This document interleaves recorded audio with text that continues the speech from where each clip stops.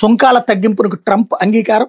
జిన్పింగ్తో భేటీ తర్వాత నిర్ణయం. ఏప్రిల్లో చైనాకు అమెరికా అధ్యక్షుడు, ఆ తర్వాత అమెరికాకు చైనా అధినేత. అమెరికా చైనా అధినేతలు డొనాల్డ్ ట్రంప్, షీ జిన్పింగ్ల భేటీ సత్ఫలితాలు ఇచ్చింది. దక్షిణ కొరియాలోని బొసాన్లో గురువారం వారి మధ్య జరిగిన సమావేశంలో సుంకాలపై సయోధ్య కుదిరింది. దీంతో చైనాపై సుంకాలను తగ్గిస్తున్నట్టు ట్రంప్ ప్రకటించారు.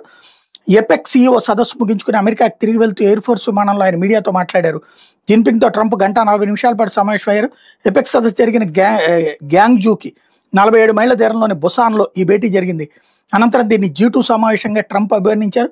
జిన్పింగ్తో సమావేశం విజయవంతమైంది. 1 నుంచి 10 రేటింగ్ ప్రకారం చూస్తే 10 అంటే అద్భుతం అని చెప్తారు. మా సమావేశం 12 అని చెప్పొచ్చు, అంటే అత్యద్భుతం అని అనుకుంటున్నా. చైనాపై సుంకాలను తగ్గిస్తా, అలాగే అరుదైన ఖనిజాల ఎగుమతులను చైనా కొనసాగించేందుకు అంగీకరించింది. అమెరికన్ సోయాబీన్లను కొనడానికి సంసిద్ధత వ్యక్తం చేసినట్టు ట్రంప్ వెల్లడించారు. వచ్చే ఏడాది ఏప్రిల్లో తాను చైనా పర్యటనకు వెళ్తానని ట్రంప్ తెలిపారు.